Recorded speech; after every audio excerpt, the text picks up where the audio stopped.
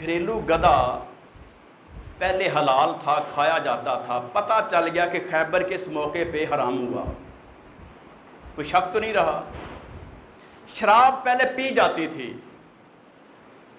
پیتے تھے لوگ، جب حرام قرار دی گئی تو صحابہ کرام فرماتے ہیں کہ مدینہ طیبہ کی گلیوں کے اندر لوگوں نے ایسے بعض اوقات مٹکے ہی توڑ دیے، کلیئر ہو گیا کہ شراب حرام ہو گئی۔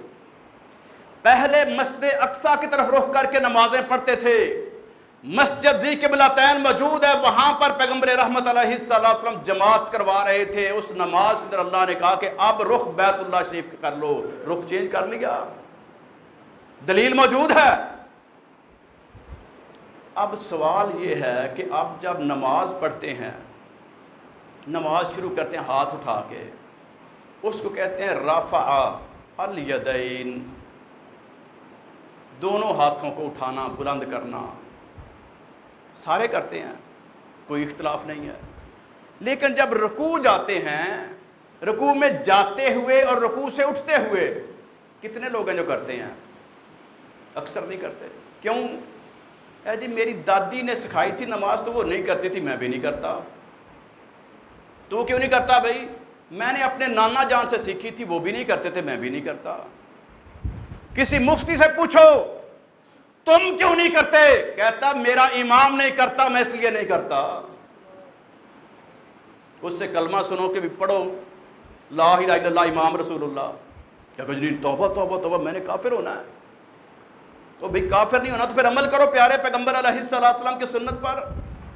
اب مفتی کہے گا، مولوی کہے گا، عام بندہ نہیں، وہ جی پہلے کیا جاتا تھا بعد میں چھوڑ دیا تھا۔ کیا دلیل ہے؟ نبی پاک نے فرمایا کہ میں تمہیں دیکھتا ہوں تو نماز میں ایسے ہاتھ لاتے ہو جیسے شریر گھوڑے اپنی دموں کو لاتے ہیں، اور سارے لوگ کہتے ہیں جی واہ کمال کر دیا مولوی صاحب نے تو مسئلہ ہی حل کر دیا، ہم ایسے ہی پریشان تھے۔ اگر میں کسی کو کہہ دوں کہ تو اتنا بہادر ہے جیسے کتا ہے، وہ مجھے فیر مار دے گا، وہ تیری جرت مجھے کتا بنا رہی ہے۔ اور اگر میں کہوں کہ واہ کیسا کمال بہادر ہے جیسے شیر ہوتا ہے، تو خوش ہوگا کہ واقعی جناب مولوی صاحب نے بڑی تعریف کی ہے۔ تو جو بندہ مثال دے گا اس کے مطابق دے گا تو لوگ خوش ہوں گے، اس کو عقل مند سمجھیں گے۔ جو مثال غلط دے گا اس کے اوپر لوگ انگلی اٹھائیں گے کہ یہ کیسا بندہ، مثال نہیں دینے آتی۔ گھوڑا شریف ہو یا شریر ہو، دمیں کتنی ہوتی ہیں؟ بولیں جی،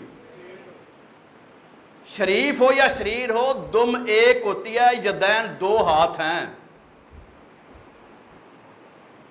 رافعہ بلند کرنا، گھوڑا جتنا مرضی شریف اور شریر بے شک زرداری کا کیوں نہ ہو، وہ بھی جب دم مارتا ہے تو وہ دائیں بائیں مارتا ہے، اوپر دم کھڑی کر ہی نہیں سکتا۔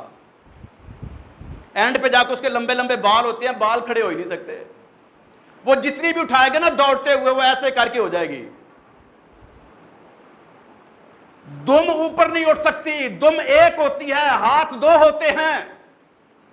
اور پھر تسلی کے ساتھ اگر آپ پڑھیں گے جا کے مسلم شریف کے اس روایت کو، آپ کو پتا چلے گا یہ تو اندہ رکوع اور بعد رکوع کے باب میں نہیں ہے، یہ تو باب تشہد کے اندر ہے۔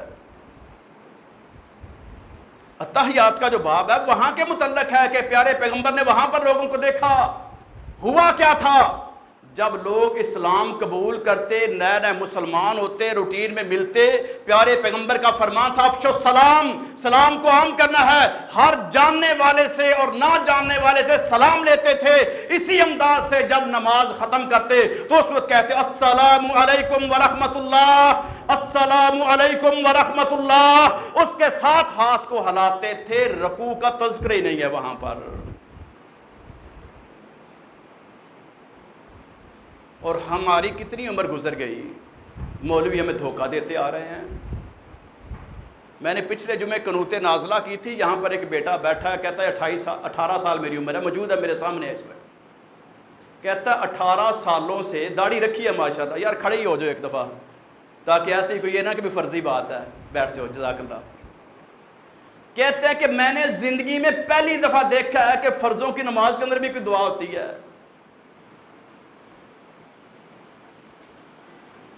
یہ سبب ہے اس وقت امت کی گمراہی کا، تباہی کا اور بربادی کا، کہ جن لوگوں نے دین پیش کرنا تھا وہ دین کو چھپا رہے ہیں اس طرح سے جس طرح سے یہودی چھپاتے تھے، جس طرح سے صلیبی چھپاتے تھے۔ یاد رکھیں، جو اللہ کے دین کو چھپائے گا اور اللہ کے دین میں اپنی مرضی کرے گا، جیسے یہودی اور صلیبی ذلیل و خوار ہو گئے، ایسے ہی یہ بھی دنیا میں ذلیل و خوار ہوں گے۔ اور جو اللہ کا بندہ اللہ کے حکم پر، پیارے پیغمبر علیہ السلام کی سنت پر عمل کرے گا، دنیا جو جی چاہے کر لے، یہ دنیا میں بھی کامیاب و کامران ہے اور آخرت کے اندر اپنے رب کا یہ مہمان ہے۔ اللہ ہمارا بھی یہ مقدر بنا دے۔ وآخر دعوانا ان الحمدللہ رب العالمین۔